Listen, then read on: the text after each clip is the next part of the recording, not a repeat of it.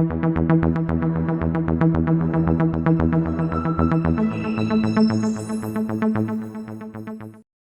दोस्तों, मैं अनुराग तामका civil education YouTube channel पर आप सभी का स्वागत करता हूं।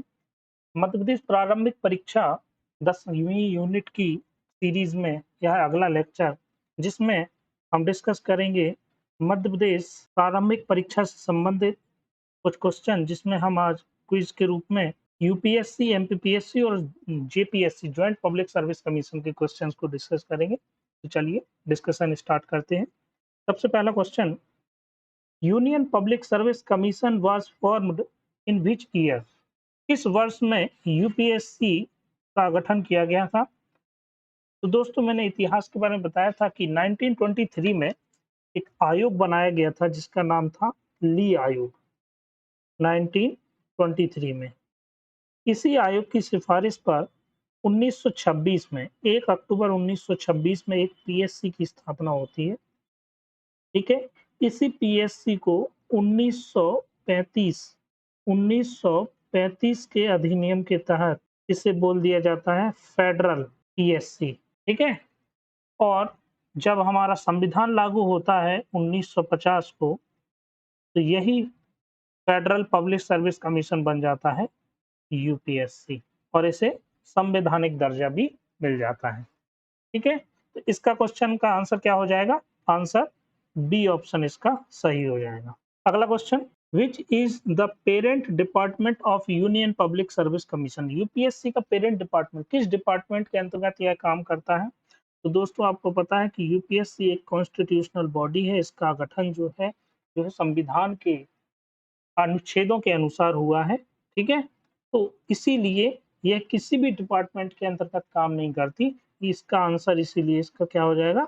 भारत सरकार, गवर्नमेंट ऑफ इंडिया के अंतर्गत यह काम करती है। ठीक है, अगला question, when did the union public service commission get the constitutional status? Constitutional status कब मिला था? तो मैंने आपको बताया था 26 जनवरी 1950 को यूपीएससी को कॉन्स्टिट्यूशनल स्टेटस मिला था। 1935 के अधिनियम के तहत इसे फेडरल सर्विस कमीशन नाम दिया गया था। अगला क्वेश्चन देख लेते हैं, what is the royal commission related? तो रॉयल कमीशन किससे संबंधित है? तो ली कमीशन जो बना था 1930 में, इसी ली कमीशन को ही रॉयल कमीशन के नाम से जानते हैं, और यही रॉयल कमीशन की सिफारिश पर पहली बार पब्लिक सर्विस कमीशन की स्थापना हुई थी, इसलिए इसका आंसर ए हो जाएगा। वहीं जलियांवाला बाग हत्याकांड से संबंधित आयोग की यदि मैं बात करूं, तो 2 आयोग बनाए गए थे। एक बना था हंटर आयोग और दूसरा बना था नेहरू आयोग। हंटर आयोग ब्रिटिश गवर्नमेंट ने बनाया था, और नेहरू आयोग जो बनाया था वो कांग्रेस के द्वारा बनाया गया था। चलिए अगला क्वेश्चन देख लेते हैं, in which year was the royal commission established? बताया रॉयल कमीशन कब बना था? 1923 में, तो आंसर सी हो जाएगा इसका। अगला question, under whose chairmanship was the royal commission constitute? Royal commission की अध्यक्षता किसने की थी? वॉरेन हेस्टिंग्स जी नहीं, लॉर्ड कर्जन नहीं, लॉर्ड डलहौजी नहीं, लॉर्ड ली इसके अध्यक्ष थे, तो आंसर इसका डी हो जाएगा। अगला question, by which act was the first public service commission named as federal commission? Federal commission उसे किस एक्ट के तहत नाम दिया गया था? मैं आपको बता चुका हूँ, 1935 के अधिनियम के तहत इसे फेडरल सर्विस कमीशन कहा जाने लगा था।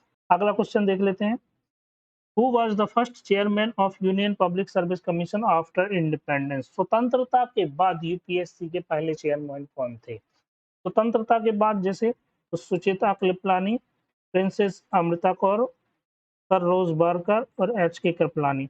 सर रोज बारकर जो थे वो फर्स्ट चेयरमैन थे 1926 में जब इसका गठन हुआ था, और एच के कृपलानी साहब जो थे वह आफ्टर इंडिपेंडेंस इसके अध्यक्ष बनाए गए थे, तो इसका आंसर डी हो जाएगा। अगला क्वेश्चन देख लेते हैं, what is the tenure of chairman and member of Union public service commission? Chairman और सदस्यों का जो कार्यकाल होता है वह कितना होता है? 3 वर्ष या 60 वर्ष? नहीं। 5 वर्ष 65 वर्ष? नहीं। 6 वर्ष या 60 वर्ष? नहीं। 6 वर्ष या 65 वर्ष? इसका डी ऑप्शन सही हो जाएगा। टेन्योर को लेके जो संविधान में वर्णन है, यूपीएससी से संबंधित जो संविधान में वर्णन है वह भाग 14 में आर्टिकल 315 से लेके 323 तक उल्लेख है। कहाँ? 14 से 315 में 323 तक, ठीक है। अब 316 है वह उसकी अपॉइंटमेंट और कार्यकाल से संबंधित है। तो आर्टिकल 316 हमको इसके कार्यकाल के बारे में बताता है। इसमें लिखा है कि 6 वर्ष तक या 65 वर्ष की आयु तक, जो भी पहले होगा वह इनका कार्यकाल होगा, ठीक है। अगला क्वेश्चन देख लेते हैं। The chairman and members of Union public service Commission are appointed by, किसके द्वारा अपॉइंट होते हैं? Attorney General of India, by Prime Minister of India, by the president on the recommendation of Union cabinet, by President of India. तो सीधा सीधा लिखा है, जो अपॉइंटमेंट है, नियुक्ति और कार्यकाल 316 में है। 316 में सीधा लिखा है कि बाय प्रेसिडेंट ऑफ इंडिया के द्वारा जो है अध्यक्ष और सदस्यों को नियुक्त किया जाएगा। तो इसका आंसर क्या हो जाएगा? डी हो जाएगा। अगला क्वेश्चन देख लेते हैं। To whom can the chairman and members of the UPSC submit their resignation? किसे रेजिग्नेशन देंगे? तो जो नियुक्त करता है उसी को रेजिग्नेशन दिया जाता है। इसका आंसर, नियुक्त कौन करता है? प्रेसिडेंट। तो प्रेसिडेंट को ही ये अपना इस्तीफा सौंपेंगे। तो आंसर इसका सी हो जाएगा। अगला क्वेश्चन देख लेते हैं। Which of the following are the qualification of the chairman and members of the Union Public Service Commission? Chairman और जो सदस्य हैं उसकी क्वालिफिकेशंस क्या हैं, देख लेते हैं। पहला option, he should be from all India service, he should have good knowledge of rule of law, at least 10 years experience of working under government of India and state government, he must be a member of a bar council of Supreme Court। तो दोस्तों, संविधान में किसी भी प्रकार की qualification के बारे में नहीं लिखा है कि यूपीएससी के अध्यक्ष और सदस्यों को ये न्यूनतम क्वालिफिकेशन आवश्यक है। परंतु एक अधिनियम जिसके तहत ये गवर्न होता है यूपीएससी, उस अधिनियम में यह जरूर कहा गया है कि जो अध्यक्ष और सदस्य होंगे इनको मिनिमम 10 ईयर्स का जो है भारत सरकार और राज्य सरकार के अधीन काम करने का अनुभव चाहिए। तो दोस्तों, इस आधार पर इसका आंसर हमारा इसका सी हो जाएगा सही। अगला क्वेश्चन देख लेते हैं। Where are the all the expenses including salary allowance pension of the chairman and member of UPSC mentioned in the constitution। संविधान के अनुसार जो यूपीएससी के अध्यक्ष और सदस्य होते हैं उनकी जो वेतन भत्ते पेंशन कहाँ से आएंगे, सिंपली ये पूछा जा रहा है। तो वेतन भत्ते पेंशन जो है पार्लियामेंट से आता है? नहीं। कंटिजेंसी फंड, कंसोलिडेटेड फंड और डिक्रीशन, मतलब विवेकाधीन, विवेक के ऊपर है, ऐसा बिल्कुल भी नहीं है। जो भी वेतन भत्ते पेंशन है वो यूपीएससी के अध्यक्ष और सदस्यों की वह संचित निधि से आएंगे। तो आंसर इसका सी हो जाएगा। संचित निधि पर भारित जो व्यय होते हैं उसमें एक खास बात ये होती है कि संचित निधि से जो पैसा निकालना होता है तो इसके लिए वोटिंग जो है बिल्कुल नहीं होती है और इस पर एक अधिकार जो है लोकसभा के पास होता है, ठीक है। राज्यसभा में यहाँ पर कोई भी अधिकार नहीं है, इसीलिए संचित निधि इंपॉर्टेंट है, याद रखिएगा। आर्टिकल 266 में इसका वर्णन है। चलिए अगला क्वेश्चन देख लेते हैं। Which of the following is not a function of commission? UPSC के कमीशन, यूपीएससी के कार्यों के बारे में पूछा है कि निम्न में से कौन सा जो है फंक्शन इसका नहीं है। ए ऑप्शन है conduct all India service central service examination, बिल्कुल जी सही बात है। Advise the state on all और any urgent matter after the assent of the president on the request of the governor, government की रिक्वेस्ट पर president की अनुमति से सब राज्यों को क्या देता है? वह सलाह देता है। ये भी बिल्कुल बात सही है। In making appointment to civil services and post, ये भी बिल्कुल सही बात है। और ट्रांसफर के लिए भी ये सिफारिश करता है। तो दोस्तों, इसका आंसर क्या हो जाएगा? नन ऑफ दीज हो जाएगा। चलिए अगला क्वेश्चन देख लेते हैं। To whom does the Union Public Service Commission present its report every year? तो मिनिस्ट्री ऑफ पर्सनल एडमिनिस्ट्रेशन नहीं, पार्लियामेंट, प्राइम मिनिस्टर, प्रेसिडेंट। तो प्रेसिडेंट प्रत्येक वर्ष यूपीएससी अपनी रिपोर्ट देता है और प्रेसिडेंट इस रिपोर्ट को संसद के पटल पर रखवाता है। तो यह जो है आर्टिकल 323 में स्पष्ट रूप से लिखा है कि यूपीएससी अपनी रिपोर्ट किसे देगा, ठीक है। अगला क्वेश्चन देख लेते हैं। Union public service commission is governed by which act? किस एक्ट के माध्यम से यह गवर्न होता है, देख लेते हैं। पहला option government of India act 1935, government of India act 1947, अगला C union public service commission members act 1968 और next union public service commission members act 1969।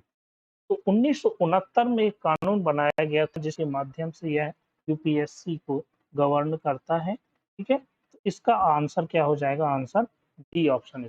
अगला question, who was not UPSC chairman? UPSC के चेयरमैन कौन नहीं रहे हैं? निम्न में से आपको छांटना है, बताना है कौन नहीं रहे हैं। तो पीके जोशी, पीके जोशी का फुल फॉर्म है प्रदीप कुमार जोशी। ये अगस्त 2020 से 2022 तक रहे हैं।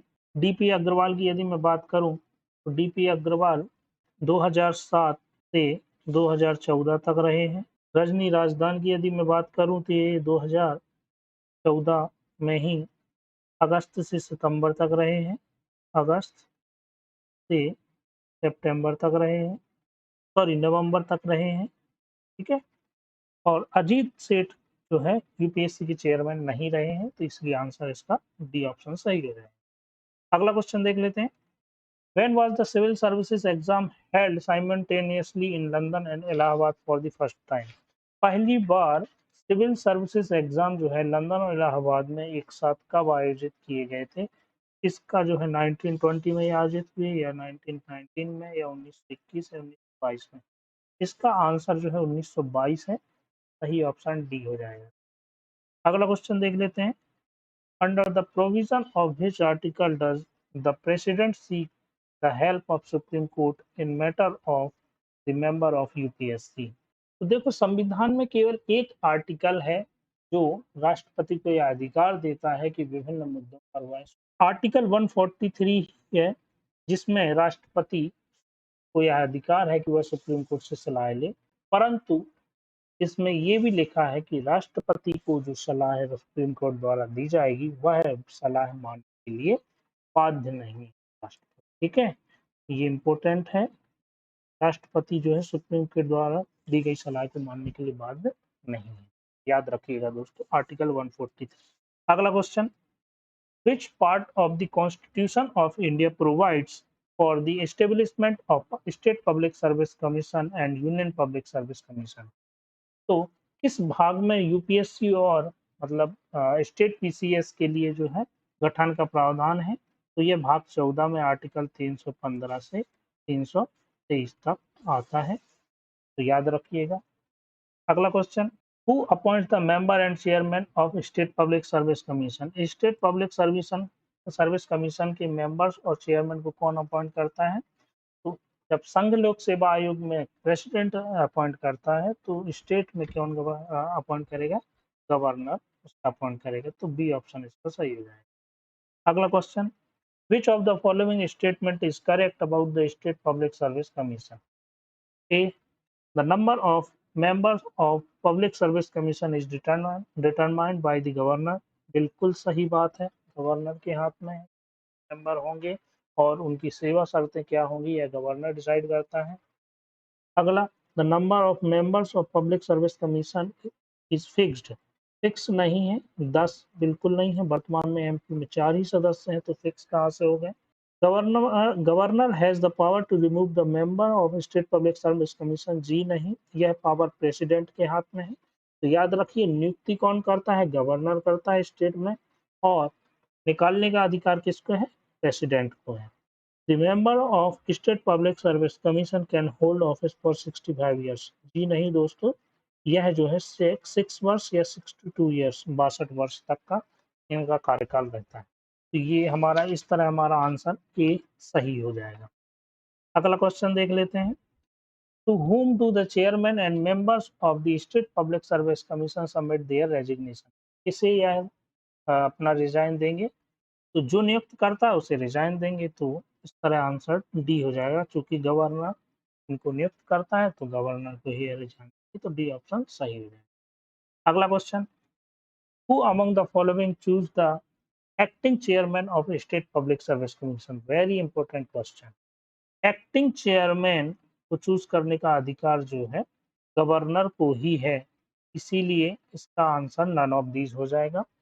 एक्टिंग चेयरमैन की यदि मैं बात करूं, एक्टिंग चेयरमैन को 2 कंडीशन में ही चूज़ किया जा सकता है, नियुक्त किया जा सकता है। तो पहली कंडीशन है कि जो फुल टाइम जो अध्यक्ष होता है उसका पद रिक्त हो, और दूसरी कंडीशन है कि जो फुल टाइम अध्यक्ष है वह अपना कार्य करने में असमर्थ हो या बीमार हो या अनुपस्थित हो। तो ऐसी स्थिति में ये 2 कंडीशन है जिसमें एक्टिंग चेयरमैन कार्यवाहक अध्यक्ष को नियुक्त किया जा सकता है स्टेट पब्लिक सर्विस कमीशन। उसी तरह यूपीएससी में ही सेम कंडीशन दोनों लागू होती हैं, परंतु वहां पर जो एक्टिंग चेयरमैन को करने का अधिकार किसे होगा, उसमें प्रेसिडेंट को होगा। ठीक है, तो इसलिए इसका आंसर डी सही हो जाएगा। अगला देख लेते हैं, what is the tenure of chairman and members of the state public service commission. State public service commission के जो अध्यक्ष और सदस्य होते हैं उसका टेन्योर कितना है, तो दोस्तों मैंने अभी बताया 6 वर्ष या 62 ईयर्स आयु। तो ऑप्शन डी सही हो जाएगा। अगला question, when was the state public service commission established. कब इसका गठन हुआ था, तो दोस्तों 1 नवंबर 1956 को ही मध्य प्रदेश राज्य का गठन हुआ था, और उसी दिन ही जो है एमपीपीएससी का गठन हुआ। ठीक है, तो इसका आंसर बी हो जाएगा। अगला question, which article of the constitution provides for the constitute of a public service commission in each state. प्रत्येक राज्य में एक पब्लिक सर्विस कमीशन का गठन होना चाहिए, या किस आर्टिकल में लिखा है, तो आर्टिकल 315(1) में लिखा है कि सभी राज्यों में और संघ में एक यूपीएससी होना चाहिए, और राज्यों में क्या होना चाहिए, एक state public service. Answer B सही हो जाएगा। अगला question, who was the first chairman of Madhya Pradesh public service commission. तो पहले चेयरमैन कौन थे, टीवी रेगी साहब थे। ठीक है, जो मध्य प्रदेश के पहले चेयरमैन रहे। अगला क्वेश्चन देख लेते हैं, Madhya Pradesh state public service commission was established under the which section of the state reorganisation act. State reorganisation act की कौन सी धारा में एमपीपीएससी के बारे में लिखा है। एमपीपीएससी की जो 118 धारा जो है 118(3) में इसका उल्लेख है, तो इसीलिए इसका आंसर ए सही हो जाएगा। चलिए तो अगला क्वेश्चन देख लेते हैं, on which date the Madhya Pradesh public service commission was notified by the President. किस तारीख को प्रेसिडेंट ने इसे नोटिफाई किया था। 25 अक्टूबर 1956, 27 अक्टूबर 1956, 1 नवंबर 1956, 1 नवंबर 2000। 1 नवंबर 1956 को तो यह गठित हुआ था, 27 अक्टूबर 1956 को प्रेसिडेंट ने इसे नोटिफाई किया था, तो इसका आंसर क्या हो जाएगा, बी ऑप्शन सही हो जाएगा। अगला क्वेश्चन देख लेते हैं, Madhya Pradesh state public service commission was notified by which president. किस प्रेसिडेंट के द्वारा इसे नोटिफाई किया गया था। दोस्तों आपको पता है कि 1956 में यह नोटिफाई किया गया है। तो 1956 में कौन से प्रेसिडेंट रहे हैं, doctor Sarvepalli Radhakrishnan, doctor Sarvepalli Radhakrishnan, doctor Zakir Hussain, doctor Rajendra Prasad. तो डॉक्टर राजेंद्र प्रसाद हमारे 1956 के समय प्रेसिडेंट रहे हैं, इसलिए इसका आंसर सी हो जाए। अगला क्वेश्चन देख लेते हैं, इन whom is the power to remove the chairman and members of MPPSC vested। किसके पास यह पावर है चेयरमैन और अध्यक्ष को हटाने की। तो दोस्तों जो नियुक्त करता है वही हटाता है, इसलिए इसका आंसर क्या हो जाएगा, गवर्नर हो जाएगा। और यूपीएससी में नियुक्त कौन करता है, प्रेसिडेंट करता है, तो हटाने की पावर किसे है, प्रेसिडेंट को है। लेकिन एक बात यहाँ पर मैं आपको बता दूं कि हटाना हो तो हटाने का अधिकार किसे है, प्रेसिडेंट को है, एमपीपीएससी में भी और यूपीएससी में भी। ठीक है, चलिए तो अगला क्वेश्चन देख लेते हैं, who determines the number of members of the joint state public service commission. Joint state public service commission के मेंबर्स की संख्या कौन निर्धारित करेगा, तो यह राष्ट्रपति द्वारा निर्धारित की जाएगी, तो इसलिए इसका आंसर क्या हो जाएगा, सी ऑप्शन हो जाएगा। Joint state public service commission के बारे में दोस्तों आपको बता दूं, सारी की सारी चीजें जो है यह प्रेसिडेंट द्वारा निर्धारित होंगी। सदस्यों की संख्या क्या हो, सेवा शर्तें क्या हो, ठीक है, और उनके त्याग पत्र भी राष्ट्रपति को ही देना होगा, और नियुक्ति भी राष्ट्रपति करेंगे। सिर्फ एक बात इम्पोर्टेंट है कि जो इसकी जो रिपोर्ट होगी वह है, वार्षिक रिपोर्ट जो होगी वह संबंधित राज्यपाल को दी जाएगी। जैसे कि पहला जो हमारा जॉइंट पब्लिक सर्विस कमीशन जो गठित हुआ था वो 1996 में गठित हुआ था, इसके लिए पंजाब और हरियाणा दोनों के लिए गठित हुआ था। तो पंजाब से संबंधित जो रिपोर्ट होगी वो पंजाब के गवर्नर को जाएगी और हरियाणा से संबंधित जो रिपोर्ट होगी वो हरियाणा के गवर्नर। इस तरह अलग-अलग रिपोर्ट बनती हैं और अलग-अलग स्टेट को चली जाती है और उनके गवर्नर को दी जाती है। ठीक है? अगला क्वेश्चन देख लेते हैं। Under which article of the Indian constitution there is provision for dismissal and suspension of the member of commission. तो बर्खास्त करना हो, उन्हें डिसमिसल करना हो तो किस आर्टिकल में इसका उल्लेख है? तो आर्टिकल 317 में इसका उल्लेख है। 17 मतलब खतरा। अध्यक्ष और सदस्यों को डिसमिसल करना हो या उन्हें सस्पेंड करना हो तो 17 में खतरा है। ये याद करने की ट्रिक है दोस्तों, तो ये याद आसानी से हो जाएगा, इसलिए इसका आंसर क्या हो जाएगा? सी ऑप्शन हो जाएगा। सस्पेंशन कौन करेगा दोस्तों? हटाने का काम तो देखो प्रेसिडेंट का है, लेकिन यूपीएससी में जब सस्पेंड करने की जो नौबत तब आती है, तो जब हटाने की प्रक्रिया होती है चालू, तो हटाने के लिए चूँकि आपको पता है कि सुप्रीम कोर्ट के सदस्य द्वारा जाँच होती है, तो जाँच के दौरान हटाने का सस्पेंशन का ऑर्डर जारी किया जा सकता है, जो कि यूपीएससी के संदर्भ में प्रेसिडेंट जारी करेगा और एमपीपीएससी के संदर्भ में राज्यपाल जारी करेगा। ठीक है? तो ये याद रखिएगा दोस्तों। अगला क्वेश्चन देख लेते हैं। According to which article the state public service commission submit its report to the President और गवर्नर। किस आर्टिकल में यह लिखा है कि एमपीपीएससी अपनी रिपोर्ट जो है गवर्नर को सौंपेंगे? यह आर्टिकल 323 में लिखा है कि गवर्नर को एमपीपीएससी और यूपीएससी अपने प्रेसिडेंट को रिपोर्ट सौंपता है। अगला क्वेश्चन देख लेते हैं। It is not correct in relation to the chairman and members of MPPSC. Option है President can remove them without custom. B. The governor has the power to determine the condition of service. बिल्कुल ये बात सही है। Cannot be reappointed. ये भी बात सही है। Can be appointed to the post of chairman in the commission of the other state. सदस्य जो है अदर स्टेट के चेयरमैन के रूप में बिल्कुल नियुक्त हो सकते हैं, तो इसलिए इसका आंसर क्या हो जाएगा? ए हो जाएगा। ठीक है? अगला question. Who continues constitute the Joint State Public Service Commission? Joint state public service commission का गठन कौन करता है? प्रेसिडेंट द्वारा होता है? नहीं दोस्तों। स्टेट लेजिस्लेचर द्वारा होता है? नहीं। Parliament on request of state legislator, बिल्कुल सही जवाब है। स्टेट लेजिस्लेचर जो है राज्य विधानसभा की रिक्वेस्ट पर पार्लियामेंट द्वारा ज्वाइंट पब्लिक सर्विस कमीशन का गठन किया जाता है। इसके लिए वह एक कानून बनाएगा, एक एक्ट बनाएगा और एक्ट में उसके बारे में सारी बातें लिखी। तो चूंकि इसका गठन पार्लियामेंट के द्वारा बनाई गई विधि के माध्यम से होता है, इसीलिए ज्वाइंट पब्लिक सर्विस कमीशन एक संवैधानिक बॉडी नहीं है दोस्तों, ये याद रखिएगा, आप कंफ्यूज हो सकते हैं। ठीक है, तो यह संवैधानिक बॉडी नहीं है और इस क्वेश्चन का आंसर इसलिए क्या हो जाएगा? सी ऑप्शन सही हो जाएगा। अगला क्वेश्चन देख लेते हैं। द कंट्रीज फर्स्ट यूनाइटेड नहीं, यहाँ पर ज्वाइंट आना, joint state public service commission was formed.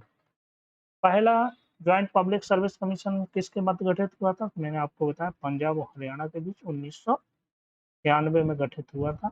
अगला और लास्ट क्वेश्चन देख लेते हैं। Who determines the number and service condition of the members of the joint public service commission. तो जीपीएससी की जो मेंबर्स हैं उसकी संख्या और सर्विस कंडीशन कौन निर्धारित करेगा? सारी की सारी चीजें प्रेसिडेंट निर्धारित करता है, परंतु इनकी रिपोर्ट गवर्नर को दी जाती है। ठीक है, तो याद रखिएगा। इसमें एक चीज और याद रख लीजिए, इनका कार्यकाल कितना होगा? 6 वर्ष और 62 वर्ष, जो स्टेट वाला है वही होगा। ठीक है, तो ये यहाँ तक हमारा क्विज था। 40 क्वेश्चन हमने डिस्कस किए एमपीपीएससी, यूपीएससी और ज्वाइंट पब्लिक सर्विस कमीशन के, और आज का लेक्चर यहाँ पर हमारा समाप्त होता है। मिलते हैं अगले लेक्चर में। नमस्कार, थैंक यू।